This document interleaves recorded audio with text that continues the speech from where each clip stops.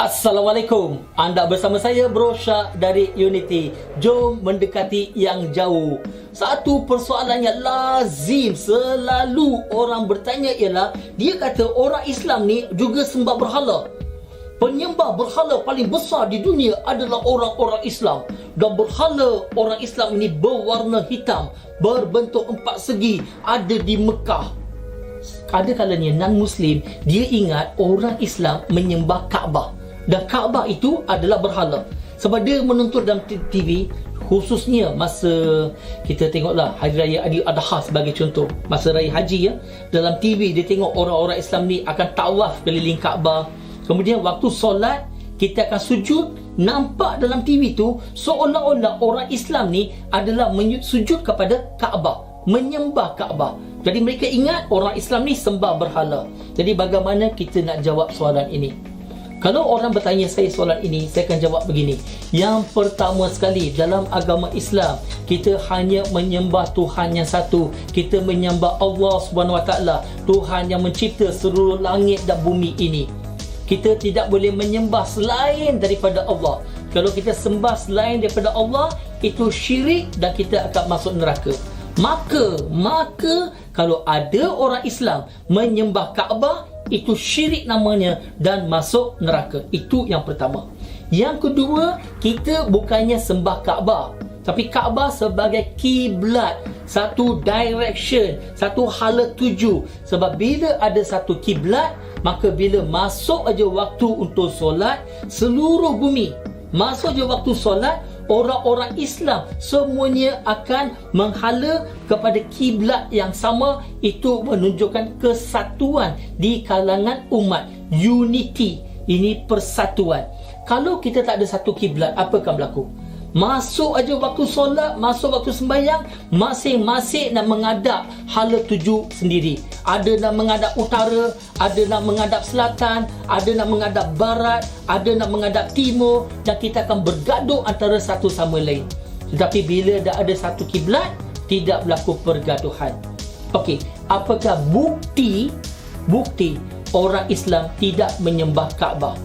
Bukti yang pertama, di zaman Nabi Muhammad SAW, di zaman baginda lagi, kiblat pada awalnya bukan Kaabah, bukan Mekah. Kiblat pada awalnya adalah Masjid Al-Aqsa, Jerusalem, Baitul Maqdis, betul.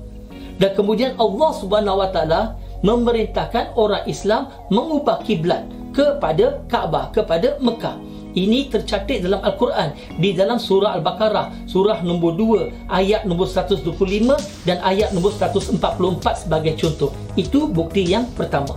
Bukti kedua, orang yang sembah berhala, dia tidak akan memijak berhala dia sendiri, sebab dia akan hormat berhala dia. Tapi orang Islam, zaman berzaman kita panjat bumbung Kaabah. Artinya apa? Memijak Kaabah. Itu bukti kedua, kita tidak menyembah Kaabah. Bukti ketiga, kita tak sembah Kaabah. Orang yang sembah berhala, dia tidak akan memijak gambar berhala dia sendiri. Dia mesti respect berhala dia. Tetapi orang Islam, setiap hari beribu-ribu orang Islam memijak gambar Kaabah yang ada di atas sejadah. Betul tak? Kalau kita menyembah Kaabah sebagai Tuhan kita, kita tak akan memijak gambar Kaabah yang ada atas sejadah. Kita akan mengelak daripada memijak gambar Kaabah tadi. Oh my God, OMG. Kita akan mengelak dan kita tak akan memijak gambar Kaabah. Tapi kita lakukannya. Dan saya nak berikan bukti yang terakhir yang cukup jelas kita tak menyembah Kaabah. Katakan dengan teknologi moden, contohnya dengan helikopter, kita pun ambil bangunan Kaabah tadi. Kita ambil bangunan Kaabah tadi, kita pindahkan.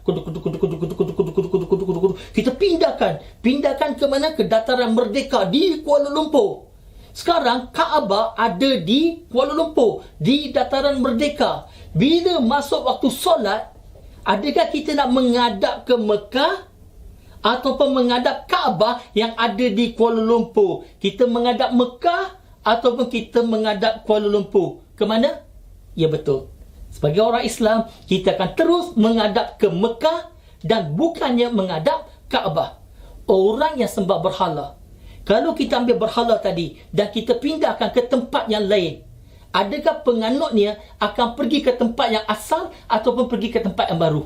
Betul. Dia akan pergi ke mana berhala dia pergi. Dia akan berpindah sama-sama. Tapi orang Islam, tak kira Kaabah ada di mana pun, tapi masuk aja waktu solat, kita akan tetap menghadap Mekah dan bukannya Kaabah. Itu bukti yang cukup jelas orang Islam tidak sembah Kaabah, tapi Kaabah hanya sebagai kiblat, dan kiblat ini adalah menyatukan umat Islam kita.